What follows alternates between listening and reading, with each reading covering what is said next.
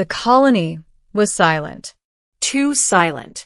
Lyra had walked through the dim corridors of Station Vera dozens of times, but tonight, the shadows felt heavier.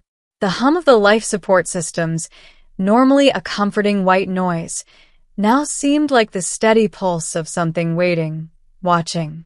Fear had been her companion for most of her adult life, a survival mechanism in a species that prized obedience and vigilance over curiosity or trust. But tonight, something was different. Lyra paused in front of the observation window overlooking the barren, cratered surface of Rithos 9. The station clung to the edge of a deep ravine, its metallic supports reflecting the pale blue light of the distant sun. She wrapped her arms around herself, not from the cold, but from instinct. Her species, the Terran, had been bred for war, for domination, for fear. Every emotion that we can control had been systematically removed over generations. Love, empathy, hope, they were classified as dangerous mutations, evolutionary mistakes. But here she was, feeling something she couldn't categorize. A soft knock at the door broke her reverie. Lyra stiffened. Only one person could enter her quarters without prior clearance, the human. His name was Callum. He arrived on Station Vera as part of the Interstellar Council's peacekeeping mission, a representative of the human coalition. And unlike anyone Lyra had ever encountered, he carried an aura that was different. Unpredictable. Non-threatening. Lyra had studied humans academically for decades, cataloging their biology, their culture, their illogical tendencies. They were fascinating, dangerous, and frustrating in equal measure. But Callum was something else. He was a human, yet he seemed to understand her without the need for words. Lyra drew a deep breath and opened the door. "Evening, Lyra," Callum said, his voice calm, almost warm. His eyes, a startling shade of green in the dim lighting, met hers with a steady curiosity. "Mind if I come in?" She hesitated. The Terran protocol demanded caution. The Terran had rules. Never let anyone see your weakness. Never trust emotion. Never reveal thought. Fear was a tool, and it had kept her alive. But tonight she didn't step aside. She nodded, and he entered. They sat across from each other, the silence stretching long enough to feel uncomfortable. But Callum didn't fidget, didn't glance at the door. He simply observed, as if waiting for her to speak first. "You shouldn't be here," Lyra finally said, her tone colder than she intended. Fear was supposed to be her shield, her protector. But it was cracking. Callum smiled faintly. "I'm aware. But you called me, didn't you?" Lyra's eyes narrowed. She had no recollection of doing so. Yet something in the station's logs confirmed it. A single encrypted request from her terminal, marked urgent. She hadn't remembered sending it, but the command had been sent. Fear had never made her do such things. Curiosity?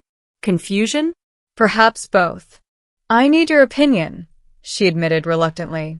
"Something unusual has been detected in the lower caverns.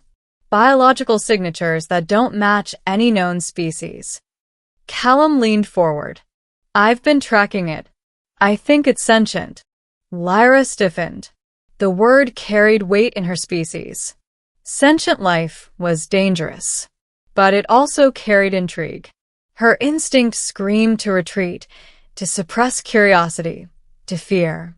But something in Callum's presence that eased the panic. He wasn't asking her to trust him blindly.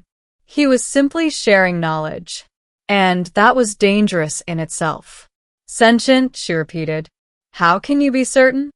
"Behavioral patterns," he said. "Movement, environmental manipulation, even subtle communication signals. Nothing like what your sensors have cataloged in your databases. It's clever."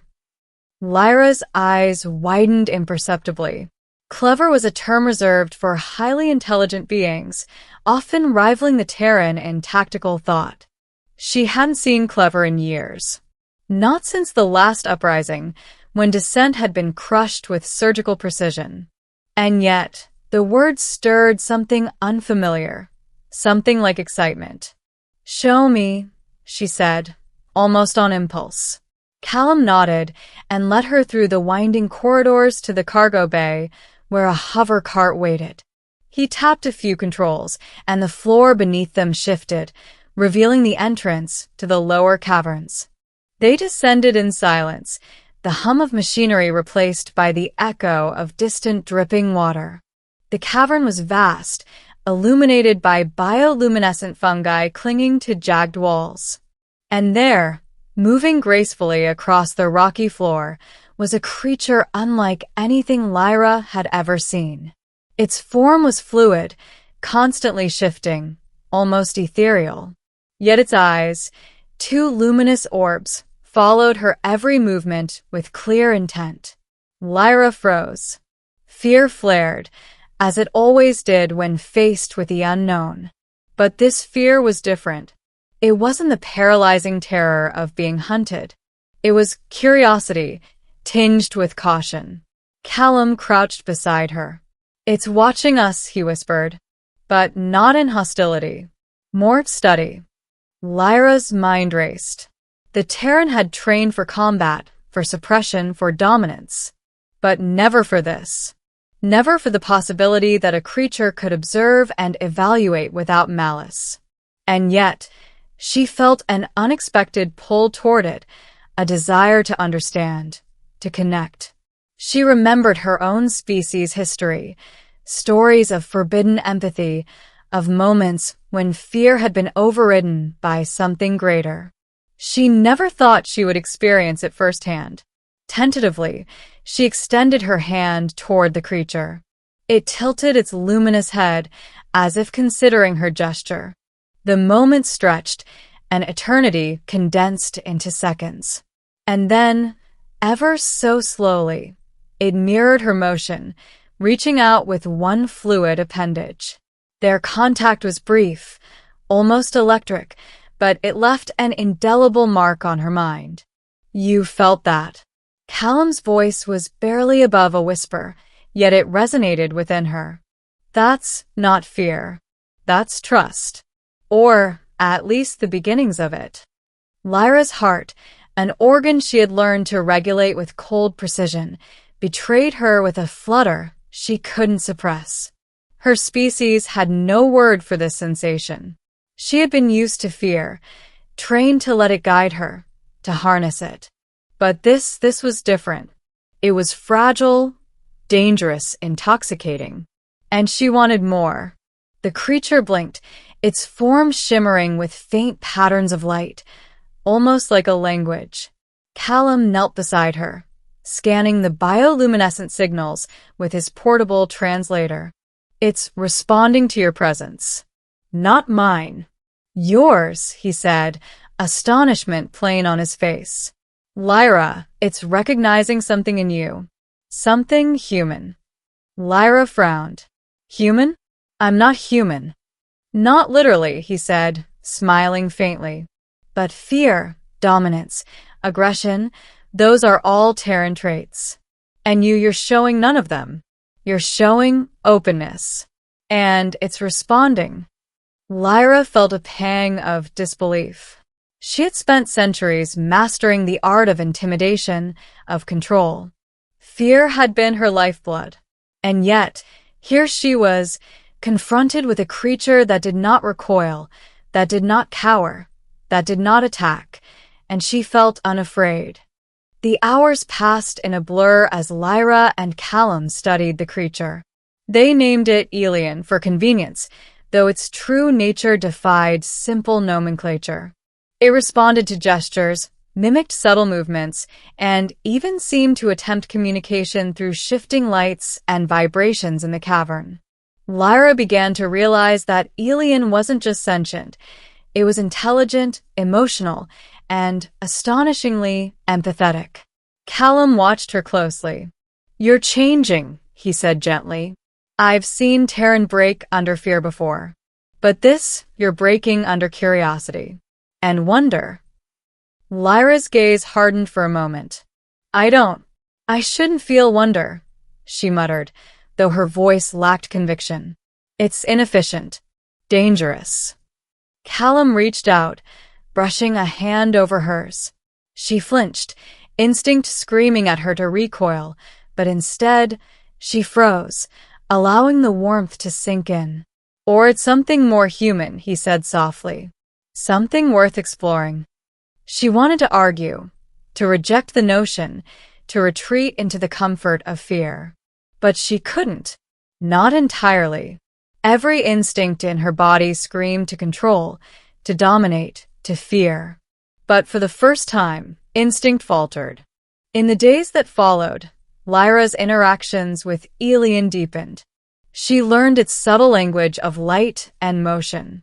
She found herself laughing at its mimicry, marveling at its creativity, and, most disconcertingly, feeling protective of it. Fear had never made her protective of anything other than herself. And yet, she found herself standing between Elian and potential danger, willing to confront threats she had once ignored as inevitable. Callum observed quietly, offering guidance, but never interference.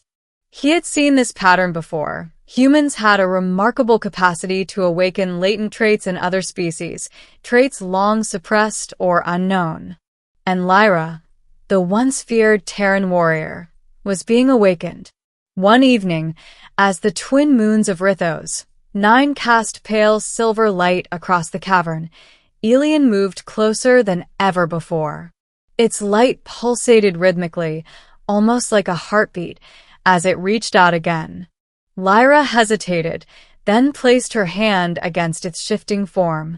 The sensation was unlike anything she had experienced. Warmth, energy, understanding, a fleeting sense of connection that transcended biology or language. It trusts you, Callum whispered from nearby. No, it doesn't just trust you. It recognizes you as something akin to itself. Lyra's mind reeled. She had been used to fear, used to being alone, used to domination, used to control. And now, for the first time in her life, she experienced something else. Something powerful, yet gentle. Something that didn't demand compliance or obedience. Something that was choice. She looked at Callum. He smiled faintly, as if acknowledging a silent victory. Humans have a way of giving things back that were never meant to be lost, he said. Lyra shook her head, overwhelmed. I don't know what to call this feeling. Call it hope, he said simply. Call it trust. Call it connection. Whatever you name it, it's yours.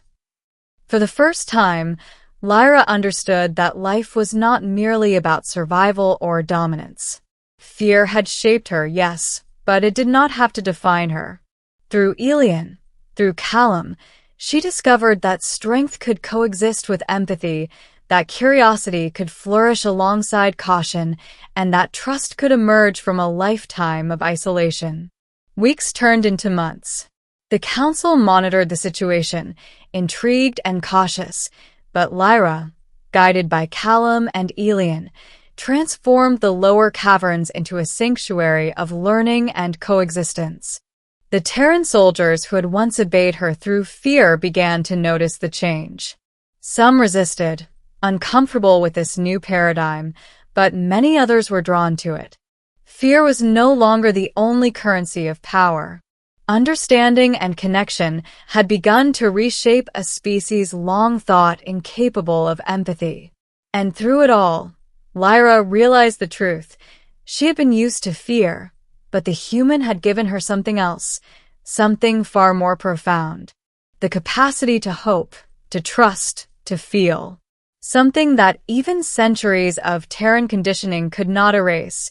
The ability to choose love over fear. The day came when the council formally recognized the lower caverns as an independent research and sanctuary zone. Lyra stood at the edge of the observation platform, overlooking the glowing bioluminescent world she had helped nurture. Elian swirled beneath her, a dance of light and shadow. Callum stood beside her, silent but present, a steady reassurance that some bonds transcended language, species, and fear. Lyra breathed deeply, feeling a sense of peace she had never known. Fear still lingered, as it always would, but it no longer ruled her. Instead, she had something else. Something that humans understood innately, something she now embraced fully. As the twin moons rose high over Rithos 9, Lyra whispered softly, not to Elian or Callum, but to herself, "I am no longer afraid." And in that moment, she truly meant it. Weeks turned into months. The council monitored the situation, intrigued and cautious, but Lyra, guided by Callum and Elian, transformed the lower caverns into a sanctuary of learning and coexistence. What had begun as a hidden experiment became a beacon of possibility. The Terran soldiers who had once obeyed her through fear began to notice the change. Some resisted, uncomfortable with this new paradigm, but many others were drawn to it. Fear was no longer the only currency of power. Understanding and connection had begun to reshape a species long thought incapable of empathy. Lyra found herself walking through the caverns alone one evening, the soft glow of Elian's light reflecting off the walls. The creature swirled around her, its luminous form painting the space with fluid colors, communicating impulses that no translator could perfectly render. And yet she understood. Not through programming or instinct, but through something deeper, a connection she had never experienced, one that had been unlocked by the human beside her. Callum joined her quietly, the faint crunch of her boots against the metal platforms the only sound. "You've changed," he said softly, not as an observation, but as a recognition of truth. Lyra looked at him, her eyes reflecting the cavern's light. I never thought I could," she admitted. "All my life, fear was my guide, my shield, my companion. And now it feels empty, in a good way." "It's not empty," Callum said, a small smile tugging at the corner of his lips. "It's replaced with something far more powerful. Trust. Hope. Connection. Something worth more than fear ever was." Lyra felt the words resonate within her, and for the first time, she didn't flinch at vulnerability. "I'm afraid of losing it," she confessed, almost whispering. Fear had shaped her entire existence, and letting it go left an echoing emptiness she wasn't sure she could fill. Callum took her hand, gently but firmly. "Then protect it," he said simply. "Nurture it. Share it. That's how it grows stronger. And you're not alone." Lyra allowed herself a small smile, something she had not done in decades. The Terran way had always been solitary, but solitude had never felt like this. There was companionship now, not fear-driven obedience, but choice-driven loyalty. She realized that even centuries of conditioning could not suppress what she had felt in the presence of Elian and Callum, a sense of belonging, of purpose, of something fundamentally human. The next morning, she convened the Terran soldiers for a briefing unlike any she had ever conducted. Standing before them, she felt no need for intimidation, no need for threats or the silent weight of fear. "We are evolving," she said simply, "not through domination, but through understanding. We are stronger together, and we are capable of more than fear has allowed us to believe." Some soldiers hesitated, unsure. But one by one, their stances softened.